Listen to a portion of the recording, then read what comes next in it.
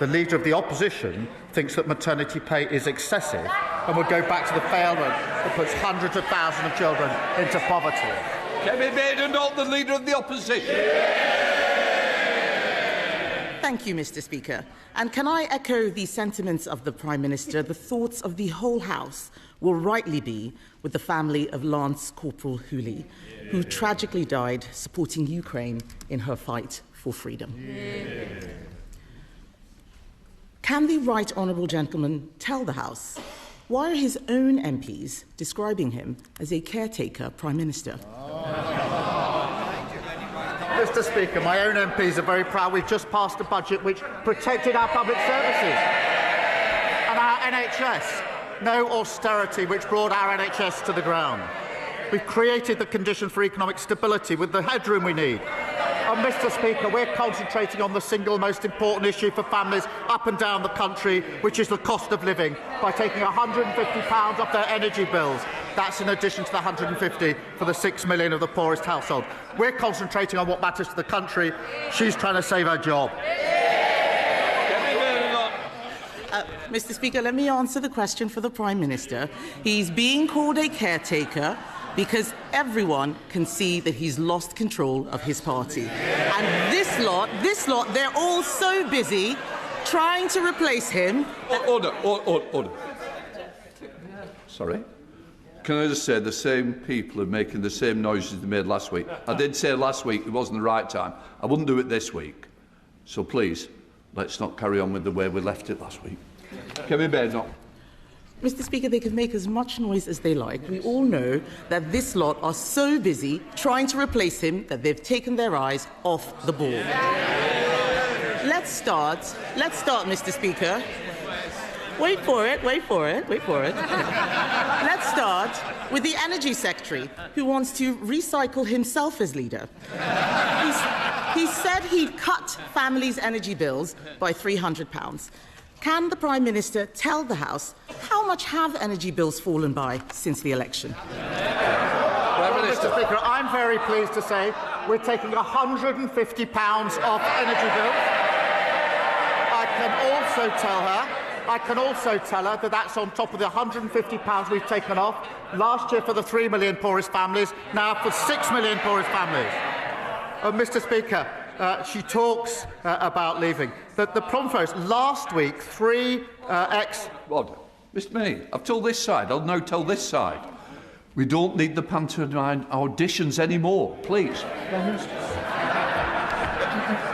Mr. Speaker, last week I pointed out that 3 of her ex-MPs went to reform. That included the former Deputy Chairman, Jonathan Gullis. He liked to think of himself as a straight talker. He said they're finished and they've lost the trust of the British people. In total, Mr. Speaker, 21 ex-Tory MPs have now left for reform. The real question, Mr. Speaker, is who's next? We can all see the Shadow Justice Secretary twitching after his come and get me plea from the member of Clacton. Mr. Speaker, we need no lessons from them. Mr. Speaker, I asked him about energy bills. You could power the national grid on all of that hot air. He promised to cut energy bills by £300. Energy bills have risen by £187. But let's look at someone else who's making a mess. Let's look at the Education Secretary. Oh, there she is. Labour pledged to recruit 6,500 more teachers. So can the Prime Minister tell the House how many extra teachers are there since she became Education Secretary? More than when they left office. I'm very proud to say so. We're in an upward trajectory. Oh, Mr. Speaker, they left our health service on its knees. They left our schools in a mess. They left our economy absolutely broken. They should be utterly ashamed of their record in service. Wrong.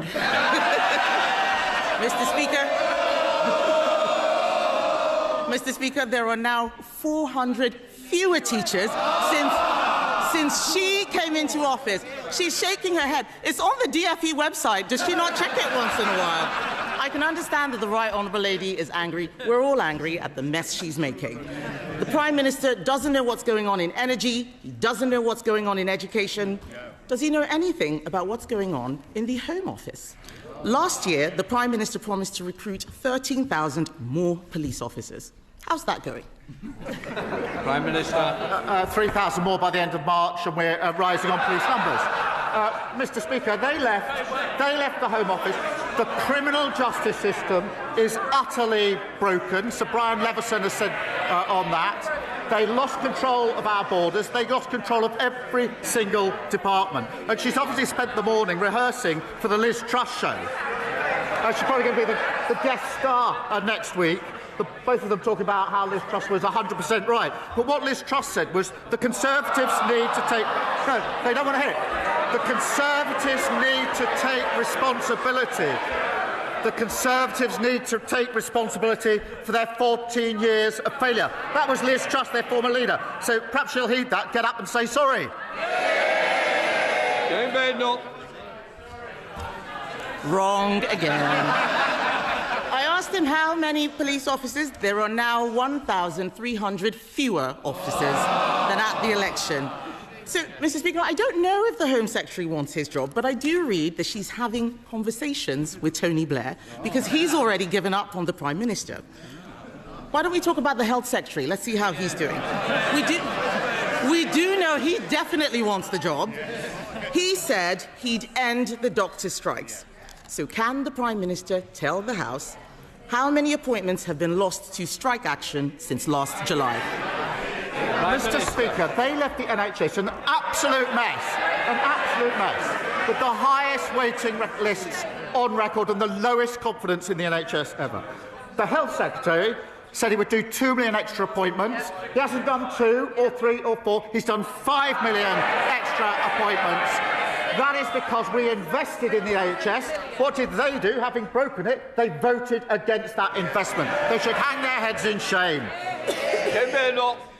Mr. Speaker, I asked him how many appointments have been lost to strike action. He doesn't know. Let me tell him.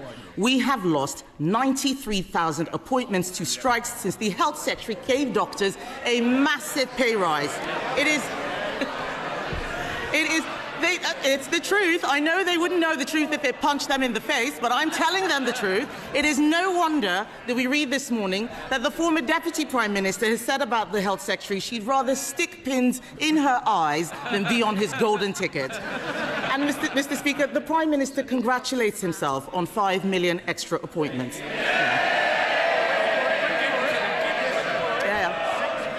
In our last year of office, we delivered 6.5 million extra appointments. Under Labour, Mr. Speaker, everything is getting worse. Jobs, bills, police numbers, teacher numbers, everything is getting worse. The Cabinet should be doing their own jobs. What are they doing? They're trying to compete for the caretaker's job. The only person who doesn't want the Prime Minister's job is the Chancellor. She's just trying to cling on to her own. Isn't it time, Mr. Speaker, that the Prime Minister admits that Labour isn't working?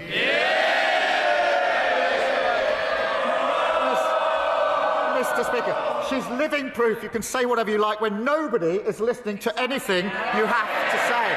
There's absolutely no substance. She's no credibility on the economy. She still believes that Liz Truss was 100% right. She wants to go back to austerity with £47 billion of cuts. She thinks the minimum wage should be frozen too high. She's got no credibility on foreign policy. She complains about trade deals she tried to get and we got.